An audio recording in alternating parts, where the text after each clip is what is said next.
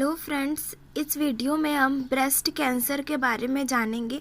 लेकिन इससे पहले ब्रेस्ट के स्ट्रक्चर के बारे में हम समझते हैं कि आखिर ब्रेस्ट का स्ट्रक्चर कैसा होता है और कैंसर कैसे फॉर्म होता है। देखते हैं हम स्ट्रक्चर ऑफ दी ब्रेस्ट। तो ब्रेस्ट किससे मिलकर बना है? फैटी टिश्यू से क्या होता है कि ब्रेस्ट मिलके बना होता है और इसमें ये लोब्यूल्स प्रेजेंट होते हैं जो कि मिल्क का प्रोडक्शन करते हैं। और ये जो लोब्यूल्स होते हैं इसमें एक लेयर कनेक्ट होता है, एक Taini tube like structure connect होता है हमारे निपल्स तक, जो क्या करता है मिल्क को सिक्रेट करता है। और इसके चारों ओर क्या होता है कि लिम्फ नोड प्रेजेंट होते हैं और लिम्फ वेसल्स प्रेजेंट होते हैं जो कि ब्लड सर्कुलेट करते हैं हमारे ब्रेस्ट तक। अब हम ब्रेस्ट कैंसर को समझते हैं कि आखिर ब्रेस्ट कैंसर क्या होता है। तो सबसे पहले जो breast cancer occur in a healthy breast become abnormal, grow and out of control. जो ब्रेस्ट कैंसर है इसमें जो हेल्दी जो सेल्स होते हैं वो आउट ऑफ कंट्रोल हो जाते हैं, उनका जो म्यूटेशन होने लगता है वो एबनॉर्मल ग्रोथ करने लगते हैं। एबनॉर्मल उनका जो सेल्स होते हैं, ब्रेस्ट सेल्स होते हैं, एबनॉर्मल ग्रोथ करने लगते हैं, जिससे कि क्या होता है कि ब्रेस्ट कैंसर डेवलप होने लगता है पर्सन को। अब हम देखते हैं फॉर्म्स या टाइप्स ऑफ ब्रेस्ट कैंसर। तो सबसे पहला है इन्वेसिव डक्टल कार्सिनोमा। तो जो इन्वेसिव डक्टल कार्सिनोमा होते हैं ये हमारे डक्ट में होते हैं, मतलब ये जो मिल्क लाइनिंग जो डक्ट होती है, यहाँ आप देख सकते हैं इस डक्ट में ये बहुत सारे डक्ट होते हैं, एक ट्यूब लाइक स्ट्रक्चर होता है, पाइप लाइक स्ट्रक्चर होता है।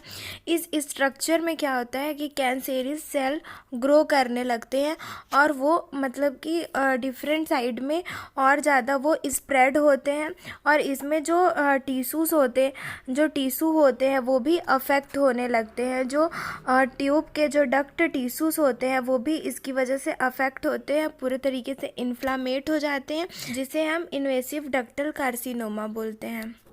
नेक्स्ट हम देखते हैं invasive lobular carcinoma.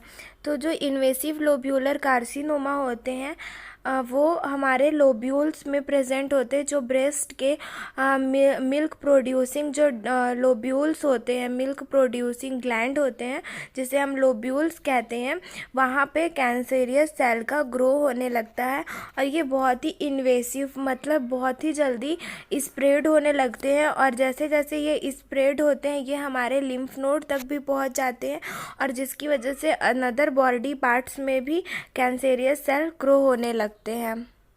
Invasive ductal carcinoma जो होते हैं वो डिफरेंट सब टाइप्स के होते हैं, जैसे कि tubular carcinoma of the breast. तो जो ट्यूब्यूलर कार्सिनोमा होते हैं वो स्मॉल जो ट्यूब्यूल्स होते हैं उसमें प्रेजेंट होते हैं और ये स्लो ग्रोथ करते हैं। फिर है medullary carcinoma of the breast. Medullary carcinoma soft spongy like tissue होता है जो किस टाइप से दिखाई देता है? मेड्यूला, जो मेड्यूला होते हैं हमारे ब्रेन में उसी की तरह ये प्रेजेंट होता है। जहाँ पे भी कैंसर सेल्स का ग्रो होने लगता है इसी फॉर्म में आ जाता है। मेड्यूला के जो मास स्ट्रक्चर होते हैं उसी टाइप से सॉफ्ट मास स्ट्रक्चर वो फॉर्म करता है। फिर है म्यूकेनियस कार्सिनोमा ऑफ द ब्रेस्ट। इसमें जो एबनॉर्मल जो सेल ग्रोथ करते हैं वो फ्लॉट इन अ बोल, दैट मीन्स कि वो फ्लॉट होने लगते हैं और इसमें क्या होता है कि जैसे म्यूकस का सिक्रिएशन होता है उसी तरीके से ये म्यूकस फॉर्म करते हैं। एबनॉर्मल जो सेल्स ग्रो होने लगता है वो म्यूकस की तरह फॉर्म करते हैं, म्यूकस की तरह अपना स्ट्रक्चर बनाते हैं। फिर है papillary carcinoma of the breast. जो papillary carcinoma of the breast होते हैं इसका जो सेल का स्ट्रक्चर होता है वो स्मॉल होता है और वो फिंगर लाइक प्रोजेक्शन मेड करते हैं। ये सारे इन्वेसिव डक्टल कार्सिनोमा के टाइप्स हैं। नेक्स्ट हम देखते हैं इन्फ्लामेटरी कार्सिनोमा। जो इन्फ्लामेटरी कार्सिनोमा होते हैं ये स्वेलिंग को करते हैं, रेडनेस कॉज करते हैं। हमारे लिम्फ जो वेसल्स होते हैं हमारे ब्रेस्ट में उनमें ये क्या करते हैं? इन्फेक्शन की वजह से इन्फ्लामेशन होता है और जब इन्फ्लामेशन होता है जो भी टिश्यू डैमेज हुए रहते हैं वो रिपेयर होते हैं। जब वो रिपेयर होते हैं तो उनमें क्या होता है? म्यूटेशन कॉज होता है जिसकी वजह से एबनॉर्मल सेल ग्रोथ ग्रोथ करने लगते हैं, तो उसमें इन्फ्लामेशन, इन्फेक्शन की वजह से वो पूरा रेडनेस, हमारे जो ब्रेस्ट एरिया है वहाँ पे पूरा रेडनेस कॉज कर देते हैं, जिसे हम इन्फ्लामेटरी कार्सिनोमा कहते हैं।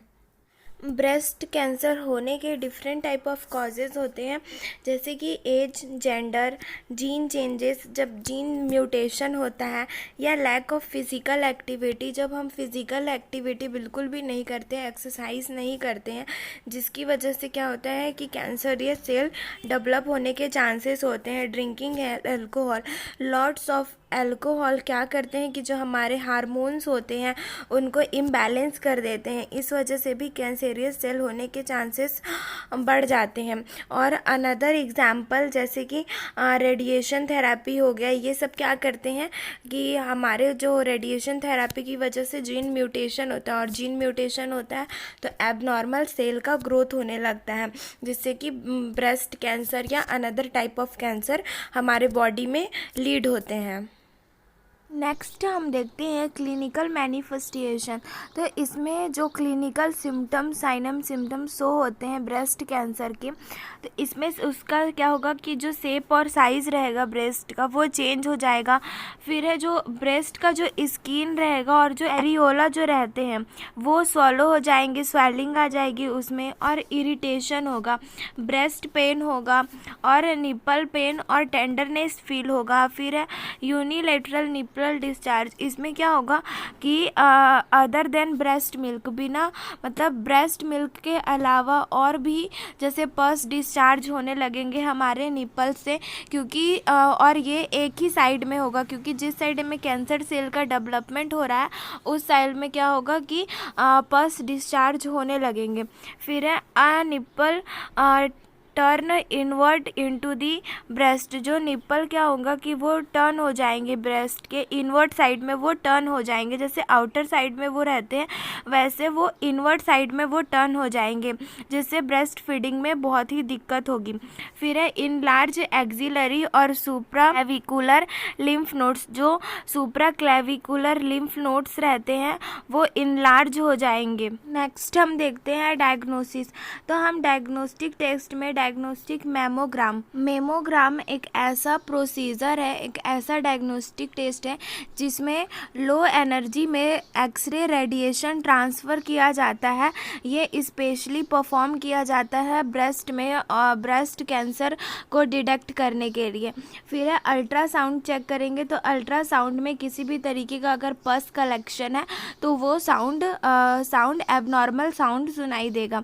फिर है एमआरआई टेस्ट करेंगे, जिसमें क्लियर इमेज शो होंगे कैंसरियस सेल डेवलप होने का। फिर है बायोप्सी करेंगे, बायोप्सी में हम स्मॉल टिश्यू लेंगे सैंपल के रूप में, फिर उसको क्या करेंगे कि डिटेक्ट करेंगे कि उसमें किस तरीके का कैंसर सेल डेवलप हो रहा है।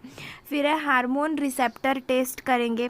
इस प्रोसीजर में क्या करते हैं कि जो एस्ट्रोजन हार्मोन और प्रोजेस्टेरॉन हार्मोन जो रहते हैं उसे हम सर्टन जो सब्सटेंस रहते हैं उसके थ्रू उन दोनों को अटैच करते हैं, फिर जिस सैंपल कलेक्ट करते हैं और डिटेक्ट करते हैं कैंसरियस सेल को। फिर है सीटी स्कैन करेंगे, बोन स्कैन करेंगे, जिससे हम पता लगा सकते हैं कि कैंसरियस सेल डेवलप हो रहा है या नहीं हो रहा है। नेक्स्ट है ट्रीटमेंट। अब कैसे, अगर ब्रेस्ट कैंसर हो चुका है तो उसका कैसे ट्रीटमेंट करेंगे, तो हम रेडिएशन थेरेपी के थ्रू जो हम रेडिएशन देते हैं जिससे कि जो कैंसरियस सेल डेवलप हो रहे हैं वो नेक्रोस हो जाते हैं और कैंसरियस सेल का जो डेवलप होना रहता है वो कंट्रोल हो जाता है, और जिससे कि वो डेवलप नहीं हो पाते हैं। फिर है कीमोथेरेपी। कीमोथेरेपी में हम डिफरेंट टाइप ऑफ केमिकल्स होते हैं जिस केमिकल के थ्रू हम कैंसरियस सेल जो डेवलप होते हैं उसको डिस्ट्रॉय करते हैं। फिर है मास्टेक्टोमी। मास्टेक्टोमी में जो ब्रेस्ट टिश्यू होते हैं उसे हम पूरी तरीके से रिमूव कर देते हैं कैंसरियस सेल को डेवलप होने से प्रिवेंट करने के लिए। फिर है रेडिकल मास्टेक्टोमी, इसमें रेडिएशन के थ्रू हम मास्टेक्टोमी करते हैं। फिर है क्रायोथेरेपी। क्रायोथेरेपी में हम बहुत ही लो टेम्परेचर में उसको फ्रीज़ करते हैं, जो भी कैंसरियस सेल डेवलप हो रहा है उसको फ्रीज़ करते हैं, देन डिस्ट्रॉय करते हैं क्रायोथेरेपी में। इस तरीके से हम क्या करते हैं कि जो भी ब्रेस्ट कैंसर किसी को हुआ है तो उसका ट्रीटमेंट कर सकते हैं। Thank you.